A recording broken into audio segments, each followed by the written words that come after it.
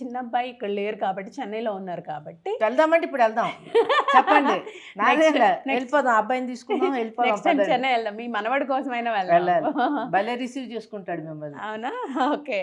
So ఇక్కడ లేరు కాబట్టి ఫోటోలో ఉన్నారు. మీ కోడల్ని కూడా మేము ఎప్పుడు చూడలేదు, మీ చిన్న అబ్బాయిని చూడలేదు కాబట్టి ఇది చూపించింది. మేమిద్దరం అది తెలిసిందే. మా పెద్ద అబ్బాయి ఇక్కడ ఉన్నాడు భూషణ్, అవును మా చిన్న అబ్బాయి మా కోడలు మా మనవడు. క్యూట్ క్యూట్ మనవడు ఎంత క్యూట్ ఉన్నాడో.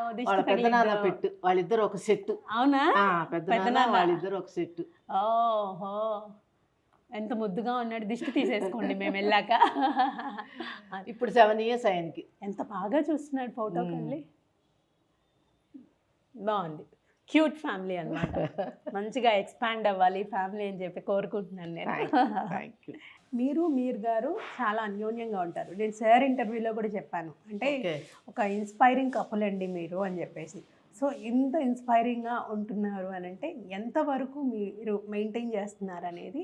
నేనే మెయింటైన్ చేసేది. హోమ్ మినిస్టరా? హోమ్ మినిస్టర్ కాదు, ఫైనాన్స్ అన్ని డిపార్ట్మెంట్స్ నేనే తీసుకుంటాను, అన్ని క్రెడిట్స్ కూడా నేనే తీసుకుంటాను. ఎందుకంటే జనరల్గా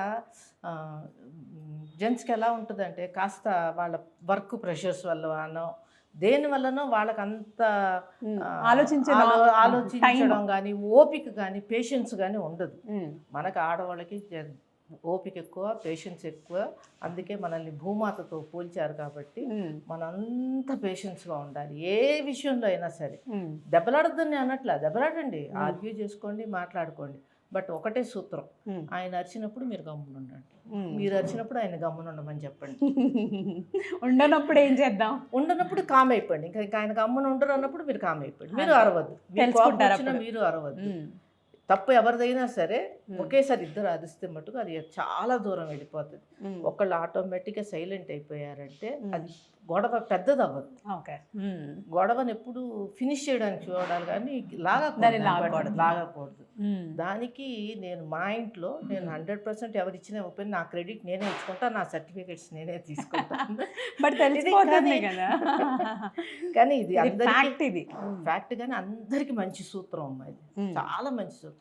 ఆడవాళ్ళు ఓపిక చేసుకొని పేషెన్స్గా ఉండి సమర్థించుకోగలిగి సర్దుకోగలిగి.